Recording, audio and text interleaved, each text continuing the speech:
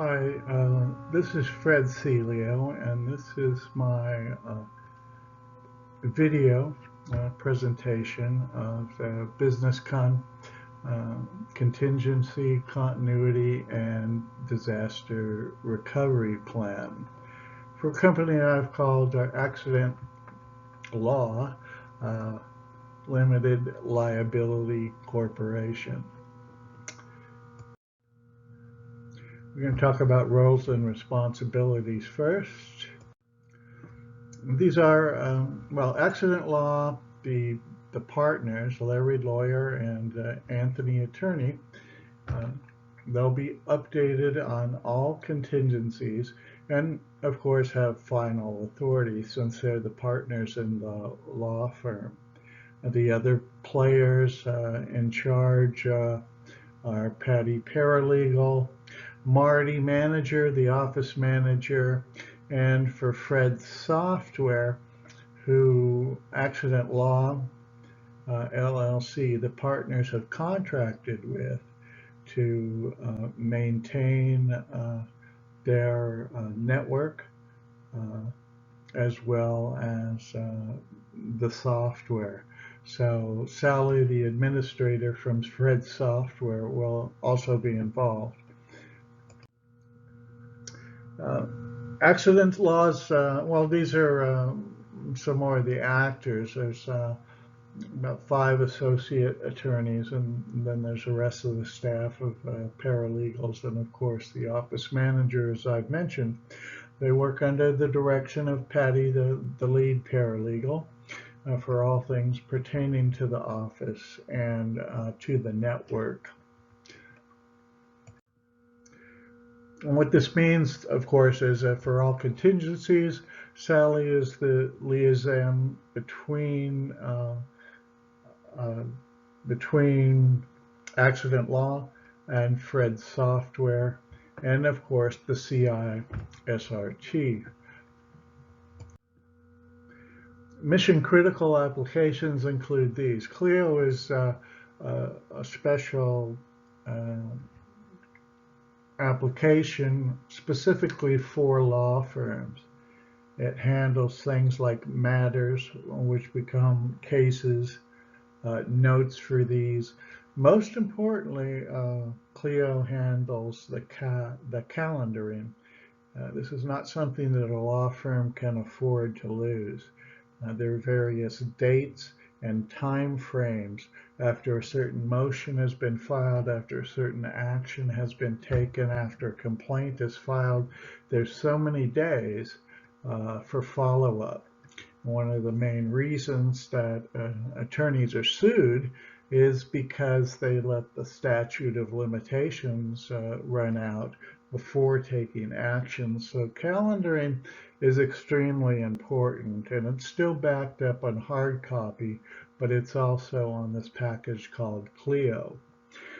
Westlaw is a research tool, but it's more than that. It allows attorneys and paralegals to do research, of course, of various statute and case law, but it also allows bookmarks and notes that are specific to the person who is doing the research, whether that be one of the partners or associate attorneys. Outlook, of course, is used for email. There can be emails that attorney-client privilege apply to. So these they're very important, and they need to be guarded.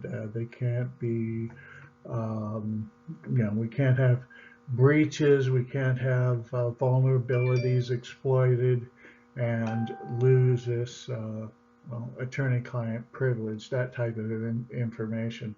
Then there's also a mission critical application is of course, the firm's website.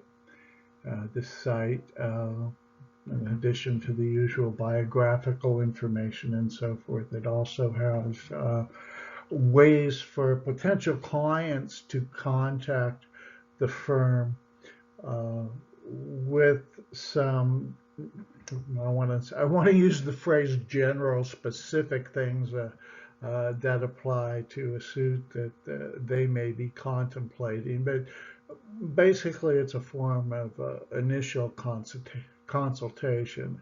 And there may be items of attorney-client privilege in that. So we can't afford to lose the website either, the firm's website. Accidental laws, critical processes I just mentioned. The reason they're critical, as mentioned before, privileged information, calendaring, case research, notes and bookmarks, client and firm information through contact us. Accident Law LLC, the inventory of equipment, that include a proxy server, a host server, which also serves as a network server, and the web server. Perhaps they might want to work with Fred Software to redesign that. But that's the local network now, and of course the gateway into the wider area network, or in this case the internet. There's about 7 to 10 client computers that are online at any one time. And of course, there's miscellaneous furniture items, books, personal mementos, and so forth that are all part of the office.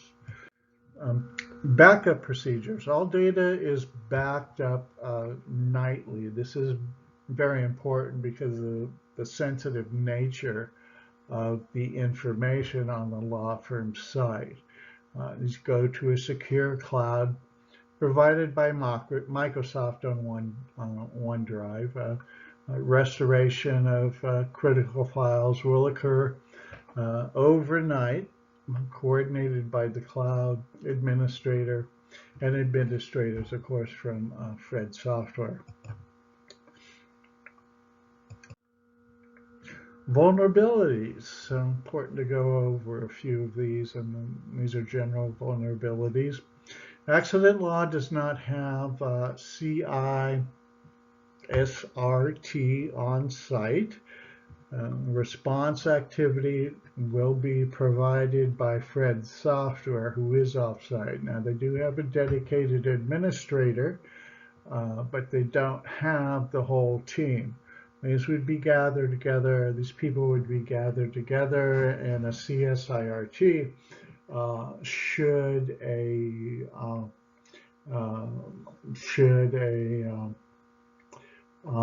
problem occur, should an incident recur. Due to the nature of the law, personal injury law, the information obtained and stored on accident law includes client information, specific case information, details. They can be extremely valuable and harmful to the financial and business reputation of accident law were they to fall into the wrong hands or become unavailable.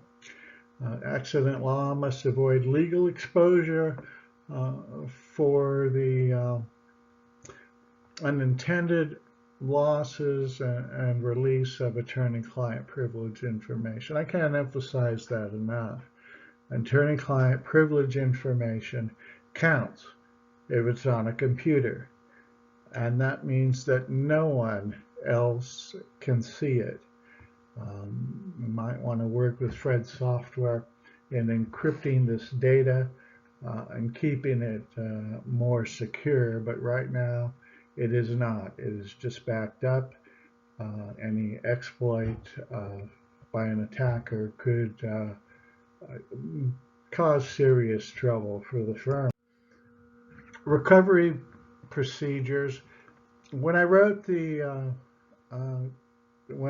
paper regarding contingency and continuity, I looked really at two issues. One is malware, and every company can deal with malware, and there's I think there's some pretty set procedures to deal with that. A particular concern for accident law, though, is ransomware. This is where a intruder, an attacker, would gain access to files on the Accident Laws Network and copy that data, and remember the sensitive nature of that data, and ask for a monetary reward, extortion really, for the files to be restored. This can be a very serious problem in this case. Say, for example, the attacker, pull a number out, was asking for $1.2 million. One of the things to remember with ransomware is there are specific people nowadays who will negotiate that price down. If, say, accident laws, their actual value of the data that has been held, is being held for ransom, is in fact $1.2 million. I'm not sure if the attacker knows the exact worth of that or not. In some cases, larger companies could lose into the tens of millions a day if they don't have access to their data. And there are people who would come in and negotiate with the attackers to get that price lower. Once the price goes below what it would cost, what the company would lose per day, then the company would be willing to pay that money to get their data restored. Now, there's two things about that. One thing is there's no guarantee that the people holding the data for ransom wouldn't try it again. So whatever vulnerability they exploited has to be found out and plugged up, obviously. The other part of that, even if the data is restored, the attacker retains the data that it took. There is a market for data on the dark web. Of course, the older the data is, the less value it has. Excuse me. But there is value on the dark web for data like that. So even if they get the ransom and it's not as much as they asked for, they still have data that they can market on the dark web. There are some people who would look for the specific data that they might be missing and get it off the dark web, but that can be a challenge, and we get into sort of spy situations there, which I find interesting. Next we have here security education and training. Well, this is conducted by the software firm, Fred Software. There's annual education and training for the employees of accident law. The partners would have to participate, the associate attorneys, the paralegals, the office manager, and so forth, anyone associated with the firm. This is to keep the individuals abreast of any social engineering issues, remind them not to click on links that come from in their email from sources that they don't know. This is a constant reminder. I mean, it's an easy thing to do, especially if the email is enticing, and the inclination is to click on the link. After all, what could it hurt? Well, it could hurt a lot. It could bring down the entire system and expose the law firm to some pretty serious repercussions. So a complete education is done annually. one of the things that the software company might consider and the law firm is doing that a little more often. Certainly every time a new employee comes in, it should be done. Now this is I'm going to briefly go over the disaster recovery plan. And so we know that includes the detection, the response, and of course the recovery, the resumption of normal processing. And this is included in the document that would go with this PowerPoint and this little talk. Plan for testing and rehearsal. Testing of disaster recovery responses will occur at irregular intervals. These would be times designated by the CEO of Fred Software. Fred Software is a relatively small company with admins, a CSIR team that's put together anytime there's an incident with any of the clients. There's an administrator assigned to each client that acts as a liaison between the company, in this case Accident Law, and Fred Software.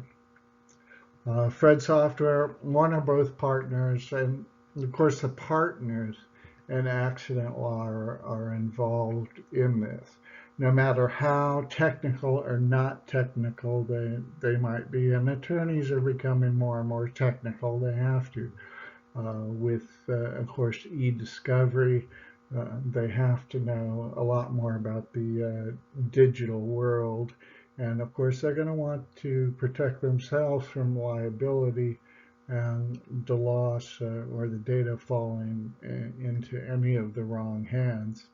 So planning and testing and rehearsal are very important, and the partners do want to get involved, as well as the entire office, the entire law office. Let me go over the objectives now. For a law firm, the number one objective is that all attorney-client privileged data is secured and not available outside the firm, really outside the specific attorney who is speaking and working with the specific client. This data must be protected at all times. Objective 2 has to do with calendaring. Calendaring is extremely important. One of the major reasons, in fact, the number one reason that malpractice suits are filed against attorneys is because they failed to pay attention to the calendaring. The paralegal failed to remind them of a date. The statute of limitations runs out, and when that happens, nothing can be done. And you have a pretty angry client, and it really doesn't speak very well of the firm, and it really is an indication of incompetence and, in fact, malpractice if something isn't filed on the appropriate date. Two more objectives. Enter an intra-office email. If these are attacked and corrupted, they need to be restored. It's extremely important. If attorney-client privilege doesn't apply, it's still important for these types of emails to be stored for future reference. All the notes from a case from beginning to end need to be preserved in a file. Now, Clio, the law firm office software, does a pretty good job of that, but any type of intrusion, any type of attack that would disrupt or corrupt that data needs to be looked out for, and the data needs to be restored. Objective 4 is backups and restoration at regularly scheduled intervals for the same reasons that I just spoke about objective number 3. Objective number 5, all traces of attack have been removed, and any vulnerabilities exploited by the attack need to be addressed and fixed. So if there's a data breach, if there's an intrusion, if there's an attack, if there's a vulnerability that's found, if it's exploited, these need to be identified as quickly as possible and plugged up. It can't occur in a law firm. It just can't happen. And that's the end of the presentation. I've turned the paperwork in and gone over the PowerPoint for you. Thank you very much for looking at this, and have a wonderful day.